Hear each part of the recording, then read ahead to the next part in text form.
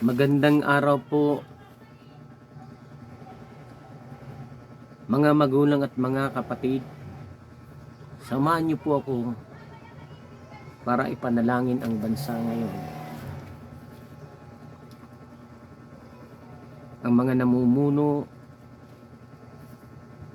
ng mga politiko sa ating bansa, magmula sa presidente, sa vice-presidente, Korte Suprema, Senado, Kongreso, gobernador, vice-gobernador, mayor, vice-mayor, mga konsihal at mga kapitan ng ating bayan. Ang sabi ng banal na kasulatan, sa sandaling ang aking bayan magpakumbaba't manalangin.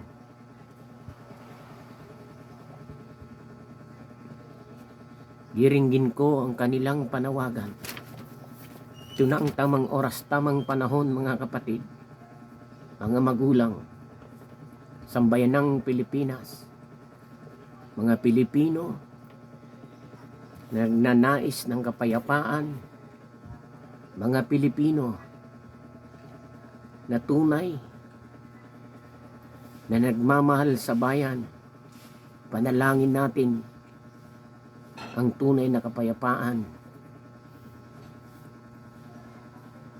tunay na pagmamahal sa ating inang bayan.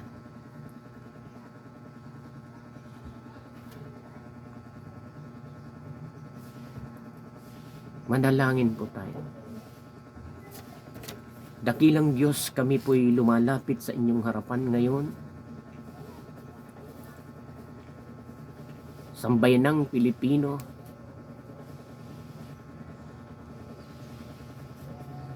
mga Pilipino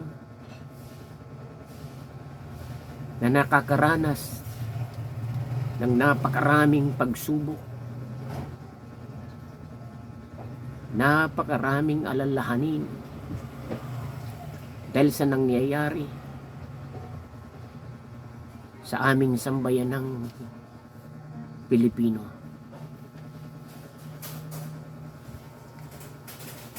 Dalangin po namin, Panginoon, na hawakan niyo ang mga namumunong mga politiko sa aming bayan. Magmula kay Presidente Bongbong Marcos na siyang aming pinuno, namamahala sa lahat ng kapamahalaan ng aming bansa. Dalangin ko, Panginoon, nahawakan niyo ang kanyang isip, na mapamunuan niya ng tama ang kanyang bayan, ang kanyang bansa, katulad ng pamumuno ng mga propeta ng unang panahon.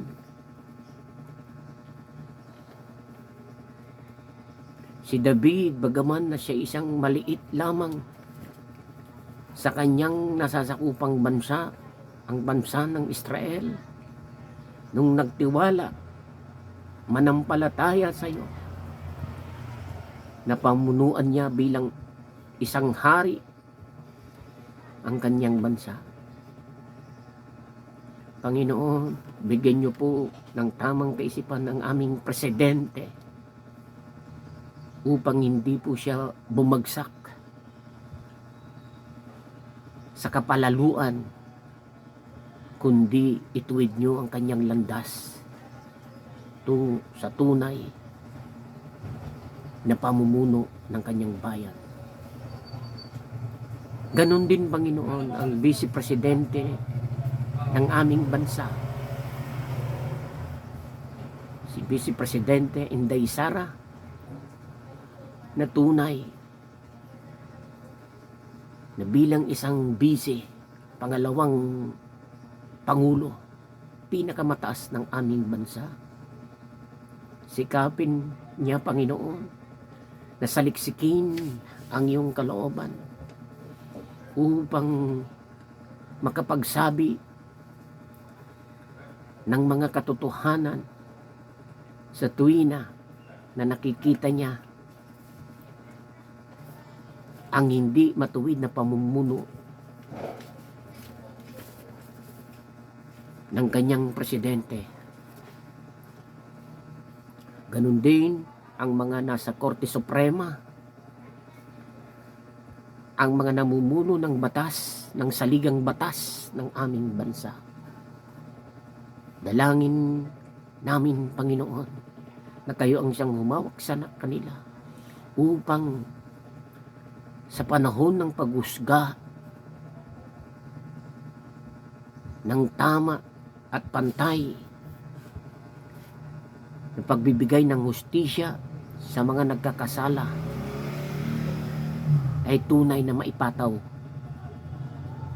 para sa katotohanan. Maging ang mga tao na nasa gitna ng pamumuna sa Senado, ang Senate President namin na si Escudero, Panginoon, hawakan niyo siya. Mapamunuan niya ang Senado ng tama at patas na pagtatalaga ng paggawa, pagpataw ng mga batas sa mataas na kapulungan ng Senado. Maging ang aming Kongreso, Panginoon, dalangin ko na tunay hawakan niyo ang namumuno ng Kongreso na walang iba kundi ang aming Congressman na si Romualdez. Kayo po ang siyang humawak sa kanyang puso, isip, damdamin, kilos at galaw sa kanyang pananalita, at makagawa rin sila ng mga batas sa mababang kabulungan ng tama at patas na walang anuban na masasagasaan at ikagaganda ng Kongreso. Maging ang aming mga gobernador, Panginoon, dalangin po namin na hawakan niyo ang mga namumuno sa aming mga local government unit na ito.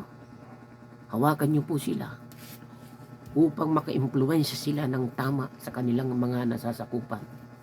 Maging makadiyos, makabayan at makatotohanan sa lahat ng kanilang mga kilos at galaw, kasunod at pagsunod ng kanilang mga nasasakupan. Maging ang mga mayor, dalangin ko, Panginoon, hawakan niyo po ang mga mayor na hindi malihis ang kanilang mga landasin, makagawa ng mga bagay na tunay po, Panginoon, na ikasisiya ng kanilang lokal na sambayanan, maituwid, maitaguyod ng tama ang kanilang mga nasasakupan. Maging ang mga vice mayor, tulungan nyo rin sila na maging maayos ang kanilang pamumuno. Nakaagipat nito ay ang pagsunod sa kanilang mga mayor. Kung ito man ay mali, naway bigyan nyo sila ng karunungan na matulungan na maituwid ang kanilang mga mayor. Maging ang mga konsihal, Panginoon, tulungan nyo ang aming mga konsihalis at mga kagawad na ito, na sila ay tunay na sumunod sa batas. Huwag sila na magumon sa mga ipinagbabawal na gamot at ipinagbabawal na gawain upang ang kanilang nasasakupan ay makasunod ng tama na mayroong takot sa inyo. Maging ang mga kapitan, Panginoon, na tunay na namumuno sa aming mga barangay. O Diyos, iunat nyo ang inyong mapaghimalang mga kamay. Ituwid ang landasin ng aming mga kapitan sa aming mga barangay. Walang imposible sa inyo, O Diyos. Ang magagawa ng Diyos kailanman hindi kayang gawin ng tao. Supilin ninyo. At sa pangalan ng aming Panginoong Hesukristo, na siyang tunay na nagpakasakit doon sa krus, nagpakababa upang tunay na magkaroon ng tunay na pagsunod